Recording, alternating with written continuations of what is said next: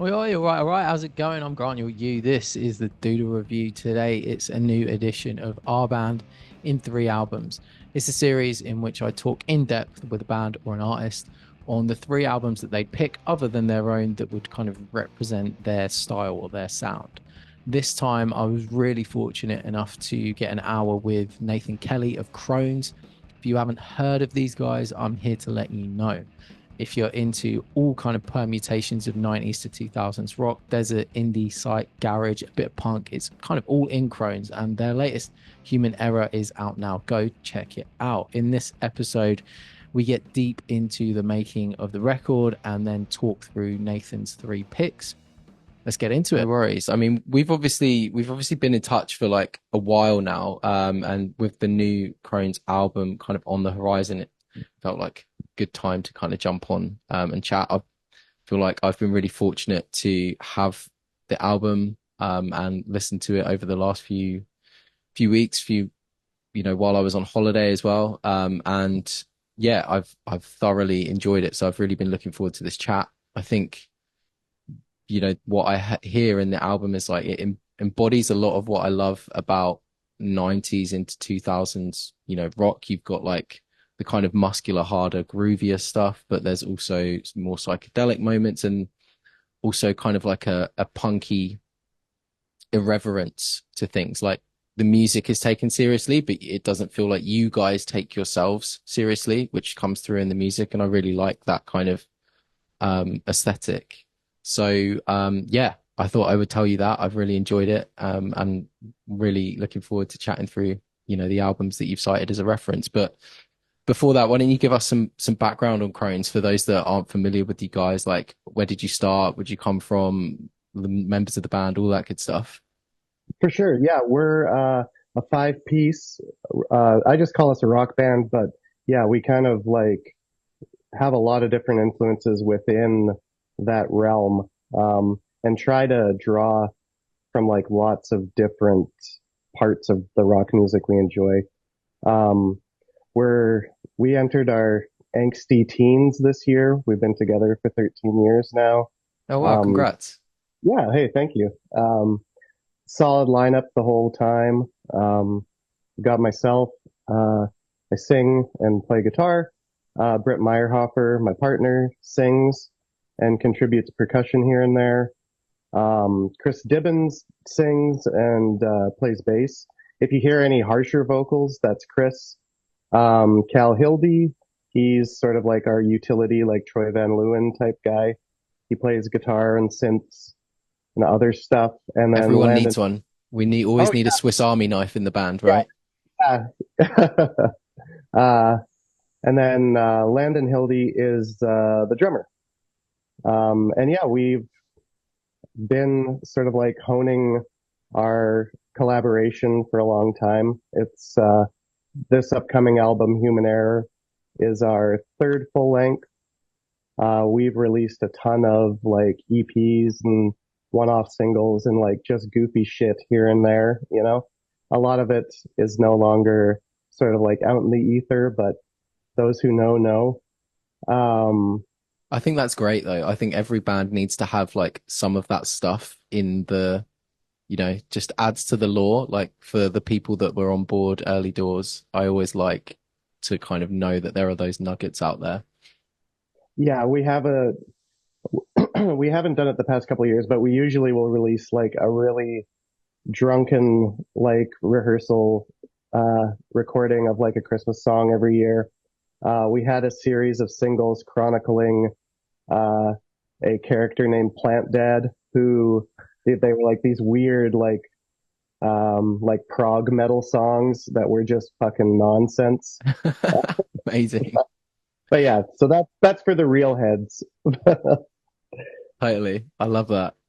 Um, and what's the story around human error and how it's come together? Like, have you had it kind of in the bag for a while? Is it fresh? Where did the songs come from? It's kind of a mixture. All the albums are kind of a mixture of like current stuff and then stuff we've been playing forever. Just sort of depending on what we feel like hangs together. This one's obviously pretty eclectic. There are songs that are kind of like similar to each other. There's a bit of a guitar sound that kind of like permeates the record, but I wouldn't say Mm. the songwriting is too uniform. Um, but yeah, a lot of that stuff is from pandemic like writing. Okay. Um, and we had put out an EP a or a year and a half ago called Laugh Freely, Laugh Often, which is a bit heavier and a bit punkier. That also came from sort of like pandemic uh, times, uh, recording and writing. Um, but yeah, Human Error, a couple of the songs on there are amongst like the earliest stuff we'd written. Pull and Saw is the first song we ever jammed as a full band. Oh wow. Um, yeah.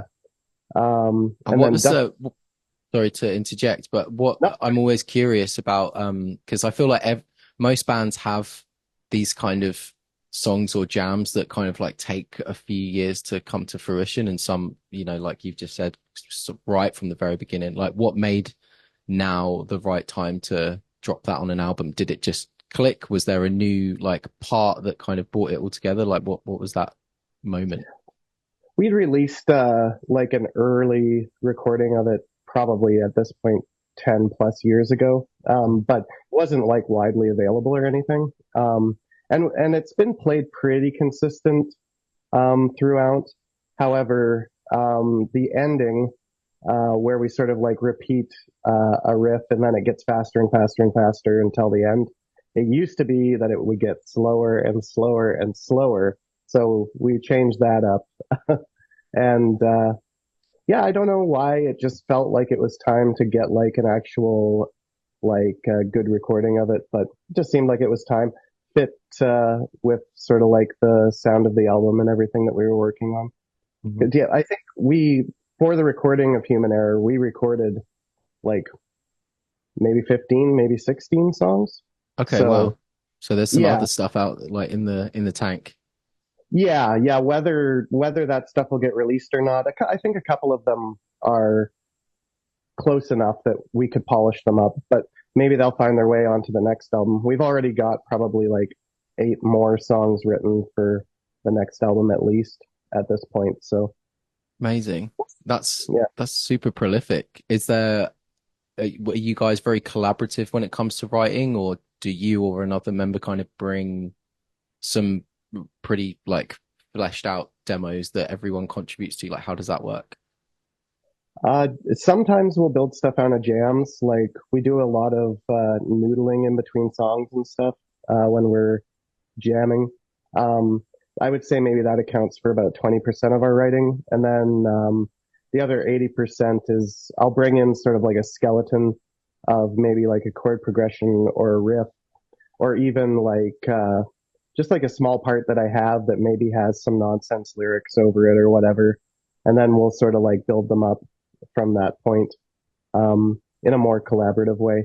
Every once in a while, I'll bring in something that I have strong thoughts about arrangement and that kind of thing, but not super, super frequently. That's cool. That's cool. And so the release of the record, so it's being released kind of in stages in kind of singles. I think some more tracks drop today, right? When's the Yeah, full thing coming out? on Friday, the 13th of September. Seemed Perfect day appropriate. for it. Yeah, Yeah. totally. Yeah. Love that.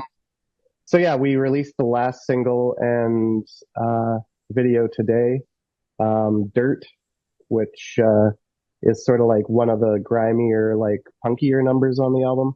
Mhm. Um, One of it's my short. favorites. Oh, awesome. That's cool to hear. The video is pretty unhinged. We're like dressed in weird cult outfits, chasing the camera and like dancing around. So that was Sick. fun to do. Yeah. Yeah. It's been a really fun, rollout to like make all the videos and what have you and see them be well received and that kind of stuff is fun.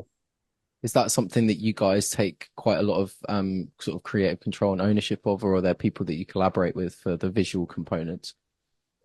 The artwork for the album is by a guy who we just sort of like found on Instagram named or his not it isn't his name. His handle is Wizard Thief Fighter, and he does like art for sort of like role playing kind of games and stuff like that.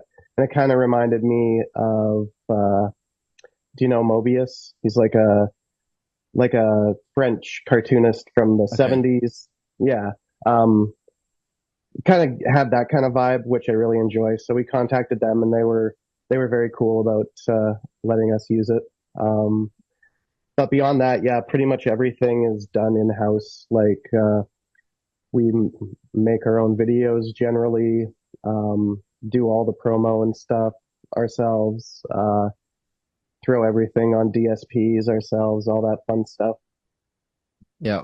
It's kind of a group effort, kind of like a pirate ship. Everyone's got a role. Yes, exactly. Yes, and sometimes, well, most of the times we're rowing in the same direction. Do Awesome. And pirate ships have fucking rows? I have no idea. and are you guys, have you got much plans to sort of get out there and play this live? Have you got dates coming up, dates booked? What's your plans there? Yeah, we had a pretty busy summer, playing festivals here and there, and like dates in between getting to and from. Yeah, and then we've got on Saturday we're playing a festival called Crossroads Street Festival. Then next week we're doing our album release show.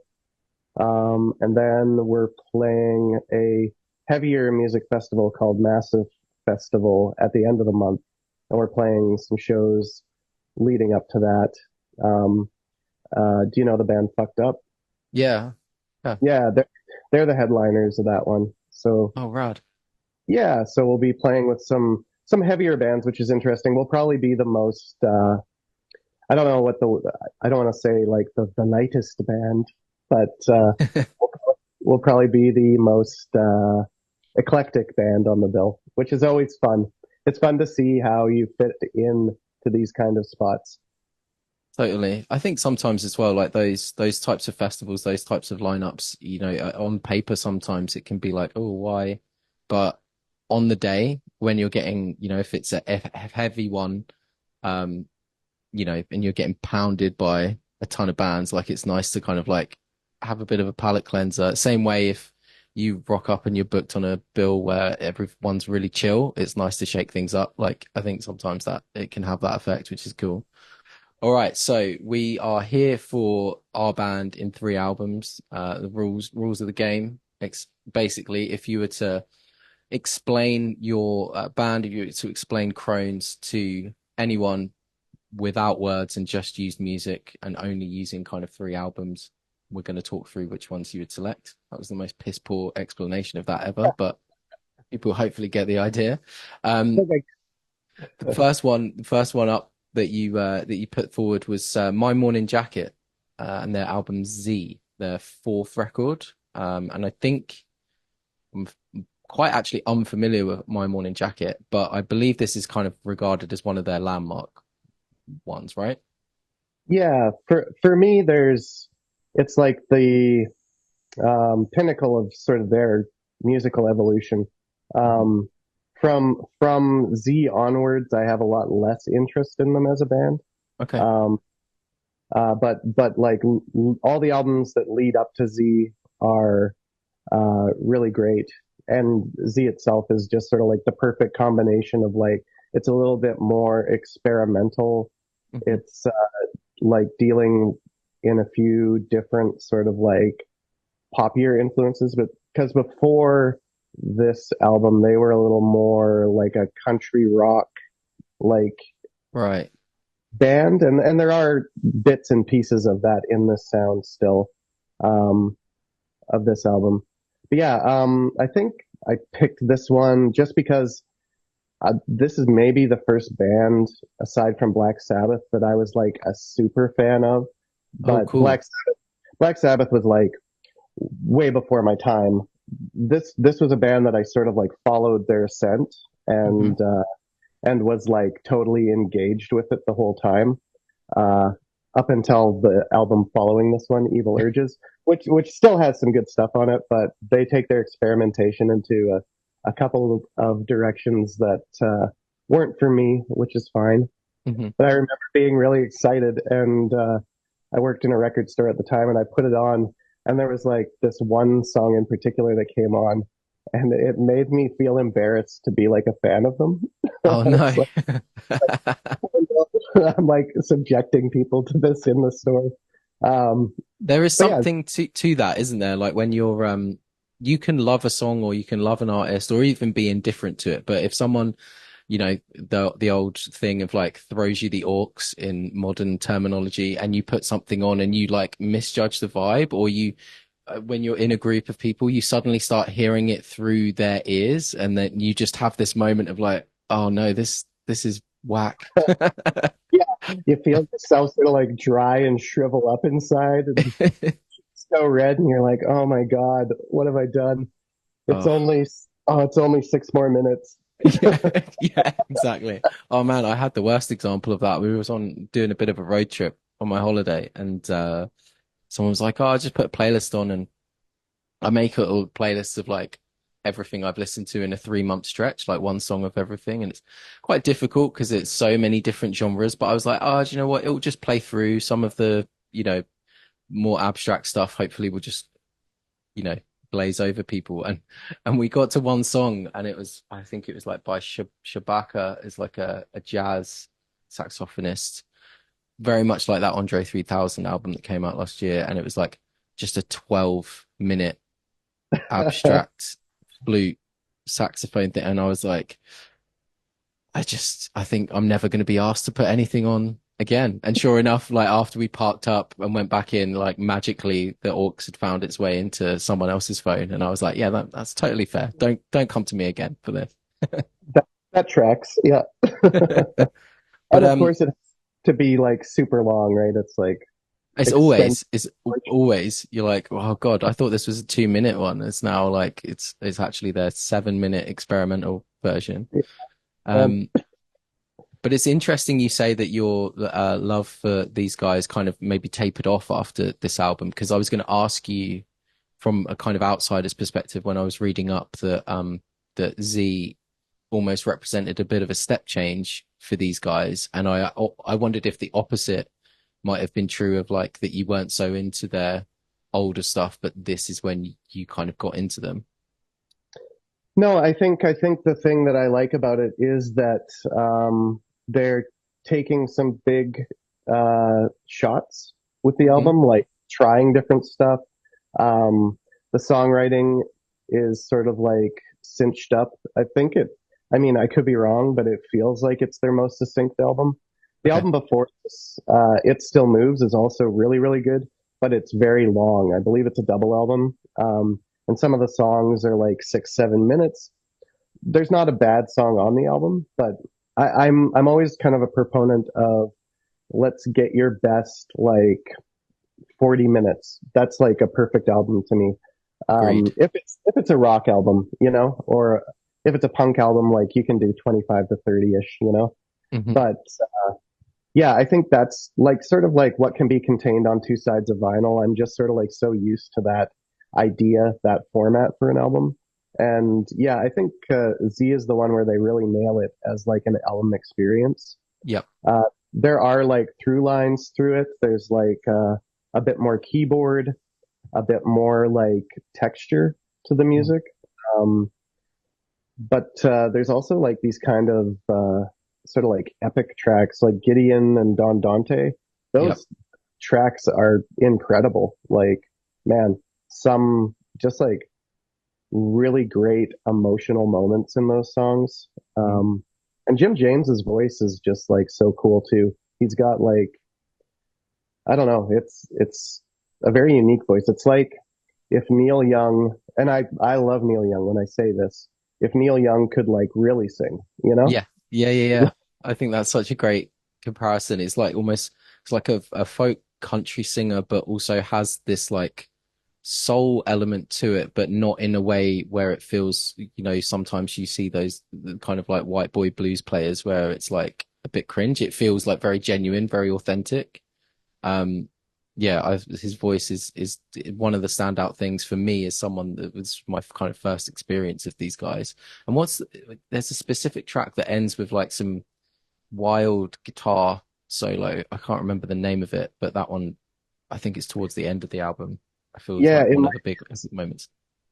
it might be. I think it's Don Dante that ends the album. Let's see here. Yeah, Don Dante is the probably the one you're thinking of. Hmm. But yeah, and also like yeah, there's really good, tasteful guitar playing on everything. None of it is like shreddy. No, It's like it feels very like achievable. yeah, For, and earned as well. Like there's not solos and like kind of wankery for the sake of it. hmm And yeah, I guess as for how it sort of like pertains to our band, just like that they were sort of like the first contemporary band that I felt like super connected to, and I think a lot of that maybe is a more subtle influence than directly musical, but also the idea that like you can bring a lot of different influences into something and stew it around and have it come out and be still yours and something cool. When I was listening to Human Error, the track Automatic Writing, which I think is I said Dirt was one of my favorites. I think Automatic Writing is maybe my favorite of the record. Um, Cool. and when I was listening to that before I got into the records that we're discussing today, I was kind of like picking up, and maybe this is a dumb reference, but I was like, oh, kind of, feel like there's some Pixies DNA here. But I think what I was like maybe wrongly attributing to Pixies is probably more appropriate to say maybe came a bit more from this record. Yeah, it's potentially true. We've gotten the Pixies comparisons over the years with like having a woman in the band as a singer as well and a songwriter, and sort of like having a back and forth thing. I've never been a huge Pixies guy. Like, Really?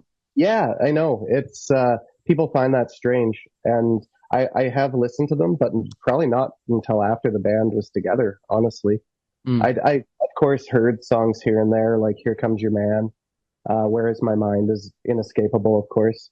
yeah. Um, but yeah, I never really gravitated towards them. At this point, I've heard their whole discography up to the reunion, and I've heard the albums here and there after the Mhm. reunion stuff. Yeah, for that era of sort of like college rock, I was way more into like Dinosaur Jr. and that kind of Okay. thing. Yeah, which again probably is like that's like Neil Young if he could sing a little less good. Yeah. I love that. That's kind of like the kind of reference point of coming back around to. No, That's it's that's my spectrum of music. but true to being Canadian, I suppose, like it's a good one to have. Um, it's interesting you say that about the Pixies thing because, like, of course, obviously the female vocal is like an immediate. You kind of go towards that, but there's also what I was talking about before about some of the irreverence and some of the I don't know, kind of like high low culture mashup in the lyrics is also where I was maybe drawing some of that Pixie stuff from. But it's interesting to hear you say that that's kind of they've never necessarily been that kind of big of a reference point. Um, Yeah, I mean maybe that's because they're such a reference point probably to a lot of stuff that I have listened to, you right. know? And then it's Yeah. just like I'm picking up those crumbs and not even realizing where they're from, you know? Yeah. But they also don't, it's one of those things. They don't also have a monopoly on all of those traits. So yeah, it's kind of something you can pick up from all sorts of places, I suppose. But yeah, this was part of the reason I love doing this particular segment is for this reason of like this dropped me into a band that I'd always heard of and never gotten the chance to kind of jump into. And for some reason, My Morning Jacket in my head is like My Morning Jacket, Modest Mouse, Wilco of Montreal, and like they just all swirl together, and I can never remember like which is supposed to be what. I don't even know if they're all that similar. But now I kind of have a reference point for My Morning Jacket. So thanks for calling this one out. Oh yeah, no worries. What was your take on the album? What did you think of it? Do you know what I I like it. I think I probably would need to give it more time to like give a definitive on it. The only I love the psychedelic um kind of elements, the fusion of like you can hear some of that country folk stuff and vocally and instrumentally. The only thing that I was kind of like that was nagging me a little bit is like I feel like some of what they're putting down on this record was like being picked up by bands that kind of went off and did that awful country folk farmyard revival of the late 2000s, like the Mumford and Like, Sons, Lumineers. Yeah. yeah, And that was all I was, which is not their fault. It's just that other people have like taken it and done such terrible things to with it that I can't, I'm building that association. Um, but I'd be really interested based on what you've said to kind of hear that before and after this album. It's really interesting to hear that this was like kind of a pivotal moment where they, I guess, refined everything they'd worked on up until now, and then obviously became a platform to jump off and become more experimental. So I'm looking forward to hearing what those records sound like. yeah. I mean, if you do decide to like check some more stuff out, they did a really, really great live album after this album came out, which sort of cherry picks like a lot of the stuff from those earlier albums along with stuff from this. So that might be a good primer. Oh, cool. That might be my favorite record of theirs, like the live Oh, album. really? It's called Okanokos. Hmm. Um, and it's great. Like just like such good energy. It just slams the whole way through. It's like takes a couple of these songs and rocks them up a bit more. Yeah, there's a really Nice. great concept film that goes with it too. If you're ever in the mood for one of those, I would definitely recommend that. All right. Okay. Well, I'm intrigued. Maybe that'll be my next point, my next kind of stop on the My Morning Jacket train. Yeah, Um, if you care to stop at the next station or whatever. yeah, sick. Okay, cool. So album number one, My Morning Jacket Z. Album number two, kind of switching gears up quite significantly. We've got the Hives and Tyrannosaurus Hives. So this is, I can't remember if this is their second or third record. It's kind of like their second one when they'd broken through, if I remember Yeah, rightly. yeah, I believe it's their third. I think their first one was mainly in, oh God, where are they from? Sweden? Sweden, yeah. Yeah, they speak Swedish there. Yeah, I assume so. I think their first one is a majority, maybe partially in Swedish, and then Right. there's their breakthrough album was their second one, and then I believe this is the third one, Tyrannosaurus Hives. Um, yeah, this is just like one of those perfect, like I was saying, like a punk record, make it between 20 and 30 minutes. I think this album is sub 30 minutes, you know? Hmm. Like, like Yes, maybe a pretty much. third of the songs are like under 2 minutes long. They say what they gotta say and then they're out. It's hyper hooky, like, and it's all like very hives. It's like this is what the hives sound like. Um, I love the vibe that that band cultivates. Um, I think also like influence wise, um, it might be a bit divisive, but there's a song on this album called Diabolic Scheme, Hmm. which sounds to me like a piss take on like a 60s like Stones ballad kind of thing, Okay, yeah, but yeah, like the strings and what have you. But man, I love that song, and the guitar solo in it is one of the funniest like guitar solos of all time. I love that guitar solo so much. It's like a guy like falling down the stairs with his guitar on. It makes me fucking laugh every time I hear it, and it's that sort of like idea for like playing guitar, just like rather than trying to like compose something, sometimes it's nice to just like go wild and make some noise on the guitar. yeah. Totally. Um, yeah, and I would say that's part of the influence that I take from this album. Also, like they have really great just like really I don't know how to describe the sound of the guitars on this album, like sharp, I guess I Hmm. would say. Um, just like really tight sounding guitars. They're not like super distorted or anything.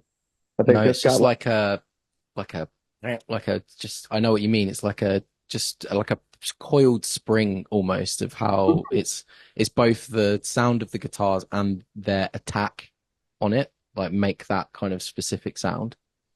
totally. It seems kind of new wavy to me almost. Hmm. Like a Devo-y. I think there's definitely a Devo influence for them on this album. I don't Yeah, know how totally. into Devo you are, but man, I love Devo so much. They're another one of my favorite bands. And that's probably partially where sort of like the irreverent lyrics and stuff come for this album because it's all pretty much commentary. I feel like Hmm. societal commentary on this album, but you don't have to think about it. It's like you can just enjoy the songs for what they are. But they are sort Totally. of like talking about like homogenized culture and that kind of thing. That's like the genius of the Hives, right? It's like on one hand completely bonehead, on the other it's like you actually can't be that bonehead and that good without being fucking geniuses. And like it's kind of the thought behind the thoughtlessness is what makes the band so good. And I love their mix of they've got a very specific mix of humor and arrogance, and like bravado, and it's really difficult to get that balance right. Like I think humor in music to me is one of the hardest things to pull off because you know, I don't know. I'm not a big comedy rock guy. I feel like Tenacious D, whatever, if you want to use as the reference point for that, is like it's funny one time and then it's not. I don't consider it music that I want to go back to. Whereas like the Hives and like you say, how they can write a song about homogenized culture and like social commentary, but make it, walk idiot walk or whatever, where it's kind of humorous, but in like a smirky way, but they're also like, I don't know, just fucking cool. Yeah. It's probably an attitude thing. It's not like a winking at the camera kind of thing, right? Like a Mm, lot of, to me, that's the vibe I get from um, comedy stuff that doesn't work for me. yep. Like the acknowledgement that you are being funny and you are telling a joke. It's like kind of takes the wind out of the sails for me. Yeah, If you can, totally. if you can do it like within a song that is a good song anyway, and it has elements of humor and like poking you in the eye, like I Hmm. like that kind of stuff, like brattier stuff, I guess. Oh, Yeah. Brat Summer. Yeah. Brat mentioned. Yeah. It's 2024. Views are going up. Yeah. Instantly put it in the hashtag. Yeah. Um, yeah, no, you're so right. And I think that's the thing about the Hives, right? They never once do that. They never once look or blink in terms of their character or the kind of roles that they're playing. They can say and they do say some of the most kind of like batshit, ludicrous, dumb stuff. But because there's never I'm just joking, like it works because they just stay solely in character into what they do.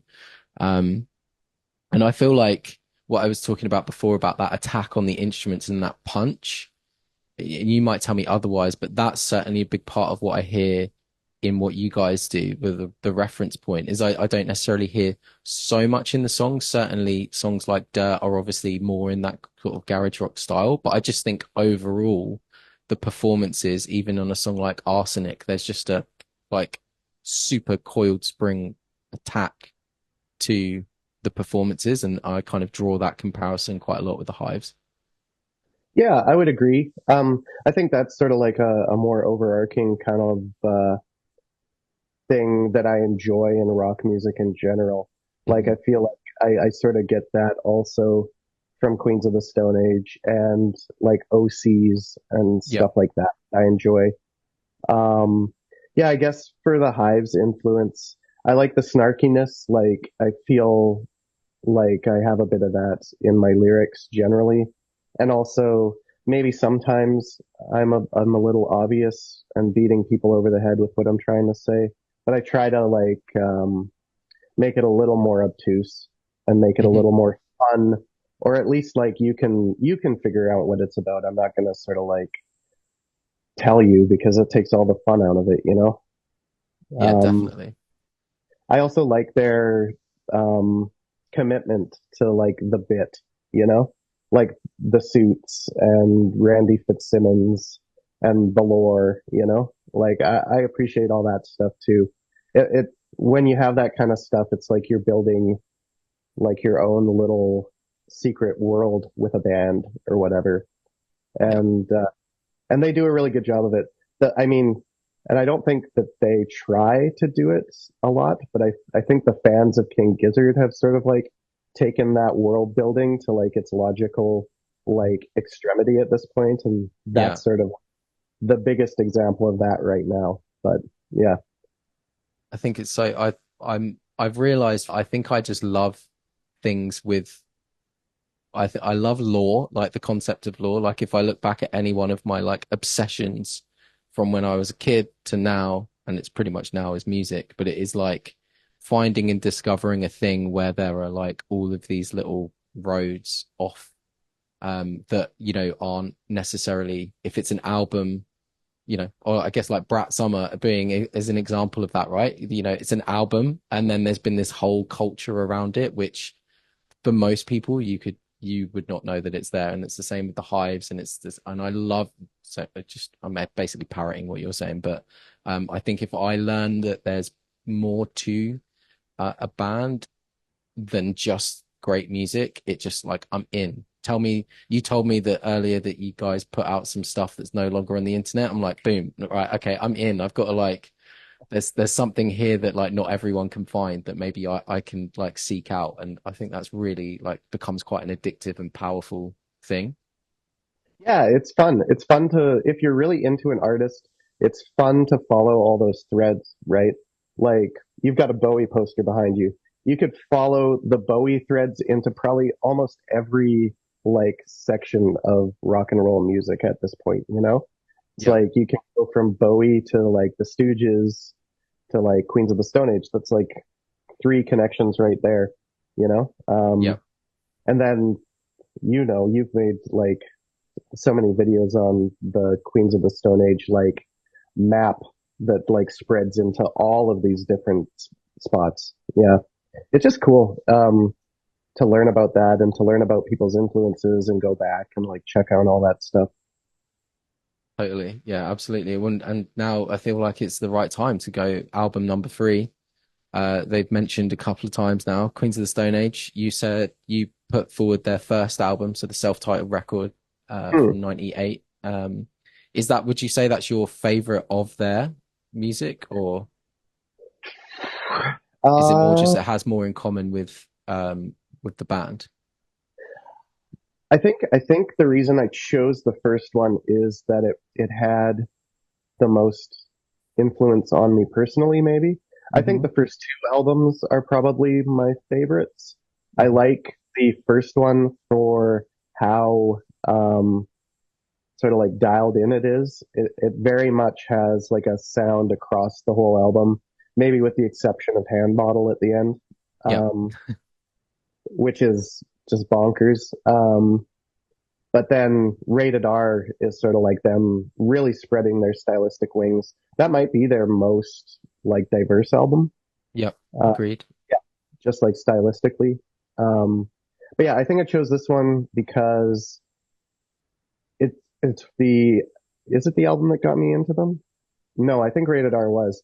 But like moving backwards, I found like a copy of the CD in a record store in this tiny, well, not tiny, but a smaller town near to me that I was working in. Mm.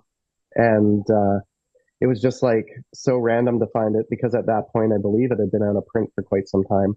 They had two copies. Obviously, nobody gave a shit about these albums. They would have been like grabbed.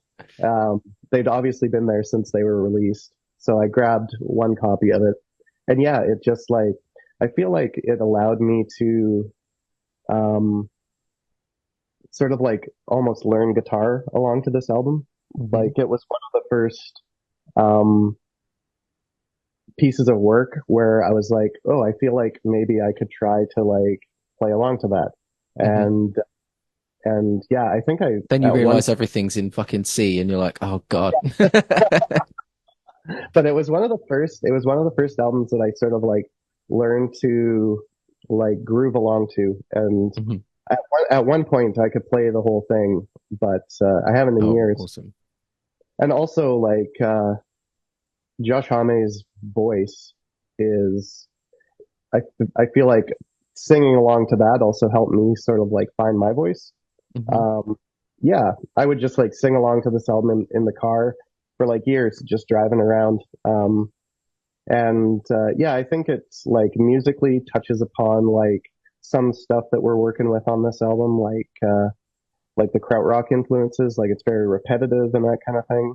Yep. Um, I think definitely on Human Error, we're reaching into the Queen's bag of tricks a bit on Pull and Saw and Arsenic. I think those are probably the two that are the most I hear it in the similar. groove, like the kind of, I don't know if you'd call it the rhythm, but like the phrasing of the riff and how it's kind of got that like, Hommy's got that very distinctive kind of drunken stumble Mm, between the notes, that I think is kind of like his, that more than anything, I think is like, if you boil down the influence of Queens is like very much in that specific way of phrasing riffs and that specific swing.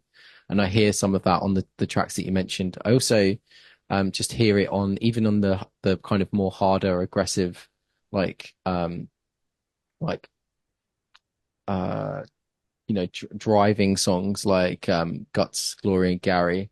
I hear it mm, there. But also on Vegas Years, you were mentioning about like the Queen's family, and I hear so much of the extended Queen's family in what you guys do, whether it's like Earthlings on that track or maybe some Masters of Reality, even occasionally like doses of Alan Johannes and Eleven. Um, cool. yeah, I kind of hear it all there, which again, going back to what I said right at the beginning, you kind of sign me up. I'm like, you've got everything in there. Yeah, Vegas Years in particular. Do you know the song That Lady by the Isley Brothers? It's like, who's that lady? Oh yeah, I'm pretty sure, and don't sue me, Isley Brothers, but I'm pretty sure yeah. the chords are the exact same for Vegas Years and That Lady, just played Oh in a man. different way. Yeah, and I love like old soul stuff too, so that's a big influence on that. And yeah, absolutely. I mean, I feel like there's a bit of that sort of like desert alt rock kind of feel in pretty much everything we do. Hmm. That's sort of like a touchstone between all of us in the band. We all have pretty different influences, but that is one that we share for sure. Yeah. Um, yeah, and I think also, yeah, for like riffier stuff, um, and sort of like off kilter kind of like riffs and that kind of thing, Melvins are like a huge influence to me personally. I Yeah. don't think I don't think anybody else in the band is really a Melvins fan, but man, I love the Melvins. And again, like not I don't love everything they've ever done, but anything they put out, I will give a chance. Like I'm there. There's a few artists like that where it's like I appreciate your willingness to just like do your own thing and like you don't give a shit if anybody else even cares or is along for the ride. You Yeah. hope they are, but it's like you're not going to like take it into consideration what people are going to think. I really love that ethos. And I think a band like Melvin's, a band like anything that John Dwyer from OCs does, Hmm. uh, By Neil Young Siegel, again. Yeah, yeah, totally. Neil Young, Yeah, totally.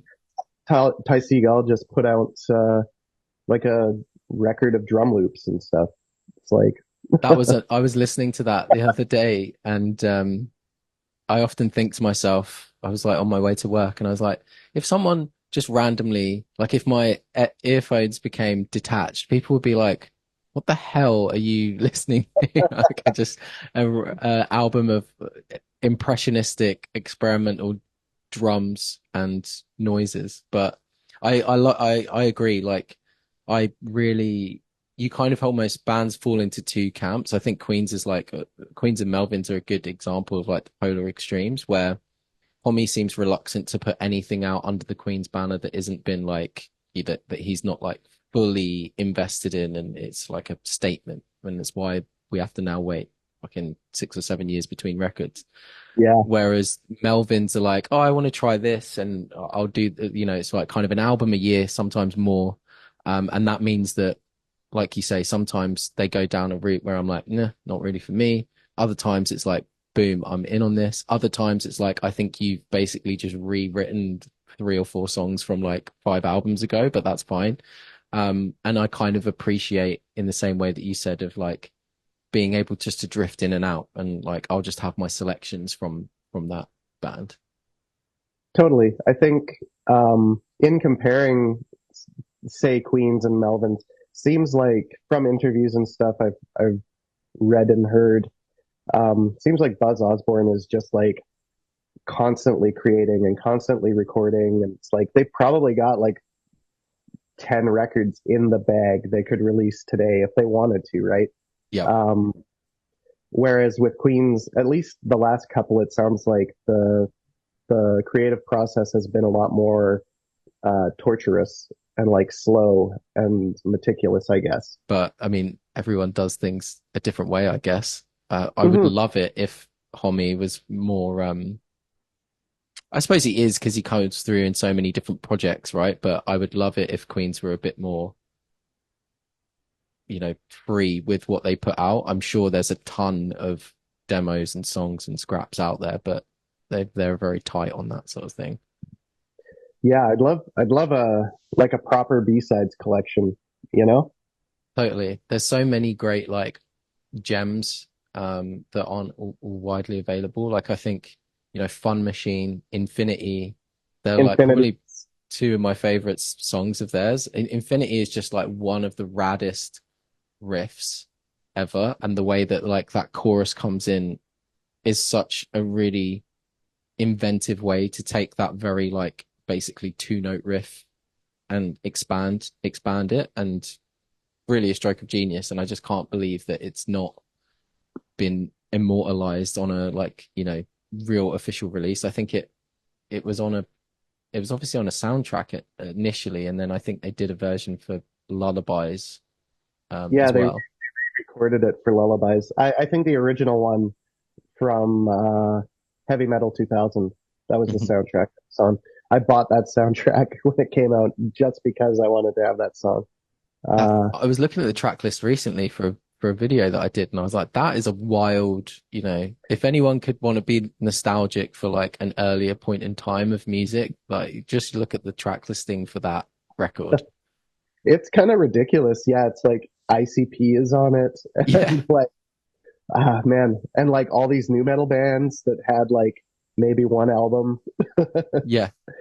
Machine Head, I think, is on there. Yeah, but there is some other okay stuff on it. But yeah, the Queen song is what got me in the door on that one. And Totally. yeah, remains. I think that version is like the better version. Maybe there's some sort of like licensing issue with it having been for a soundtrack or something. Yeah, you might be right. But I agree with you. The first version is the one. Cool. Okay. So 3 records, Crohn's in 3 records, My Morning Jacket, Z, The Hives, Tyrannosaurus Hives, and Queens of the Stone Age self-titled. I think that is a fucking awesome selection of records. And I think for those watching, when you go and listen to Human Error by Crohn's, which you will, I'm telling you, you have to on Friday the 13th, if it's not already been and gone by this point, go check it out. But you'll hear all of those in this. Nathan, thanks so much for your time and for putting me onto some great music and for creating some great music. Hey, thank you so much for having me on. I'm really glad that we got to chat. All right. Thanks again to Nathan for taking the time to chat with me. I really, really appreciate it. I really enjoyed that conversation and hope you guys did too. And if you like this format, take a look in the description. I've linked episodes that I've recently done with Mean Jeans and Predeceased recently, and who equally great conversations. So I'm pretty sure you'll enjoy them. Other than that, though, time to knock it on the head. Thanks for watching. I'll see you in the next video. Take care, man. Mind how you go. Bye.